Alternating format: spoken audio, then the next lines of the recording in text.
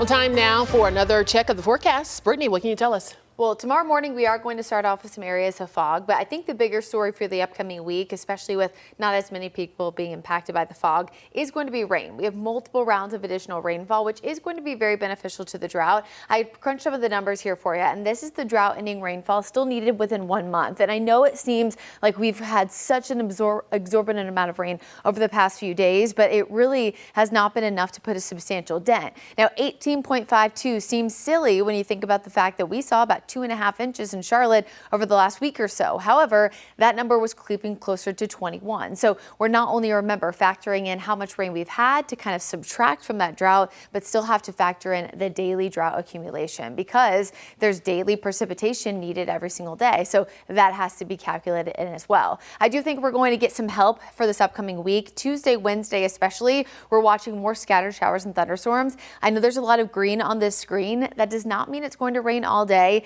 and this won't be widespread all day. This is just showing overall coverage. So yes, much more coverage Tuesday, Wednesday, Thursday compared to what we'll see tomorrow, but not everybody sees rain. It is still scattered in nature, but hoping that some of those downpours will help put a dent in those drought conditions. There is still a flood warning in effect here for parts of Watauga County. Thankfully, though, that has just been downgraded from a flash flood warning to a regular flood warning. I know that seems like semantics, but essentially this means that a flash flood, which is that quick rising water, lakes, rivers, streams, creeks, is not expected. A flood warning still means that some of those levels could rise a bit, but it is not at the extreme level as that flash flood warning. Otherwise, we do still have some light rain over Richmond County, Anson County, and even there parts of Stanley and Rowan County, but for the most part, rain has started to wrap up. Tomorrow, we won't see as much, as I mentioned. Cold front is going to stay stalled just to our south, and we will see some sunshine return to the area, about a 30% chance of scattered storms. Now, Tuesday and Wednesday, essentially the setup I'm expecting is that the front begins to lift northward.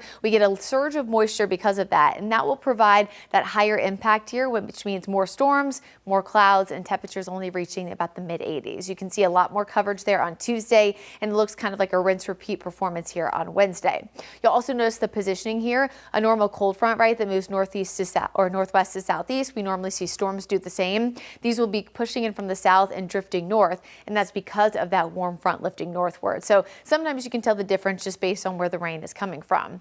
Overall, in terms of a flash flood risk, it's pretty low for the entire area. Now, if I could redraw this map, I probably, at least for tomorrow, would include the mountains where we've seen that flash flooding the last couple of days, including Mount Airy, probably at least under that medium risk. But again, officially from the Storm Prediction Center, we're looking at a low risk for everybody, which still does indicate the fact that we will see additional rainfall. How much rain could we see? Well, most of the area is looking at maybe an inch over the next week if we're lucky. But again, if you look at those higher totals expected up toward those mountain communities, a lot of that will depend on exactly when and where that stalled cold front begins to lift northward. But that is something that I'm just keeping my close eye on because, again, while we need rain, everybody in the Carolinas is still under the drought based on the flash flooding risk they've had today. The water risk is, as I mentioned earlier in the newscast, in Blowing Rock. That is something that I'll be keeping an eye on.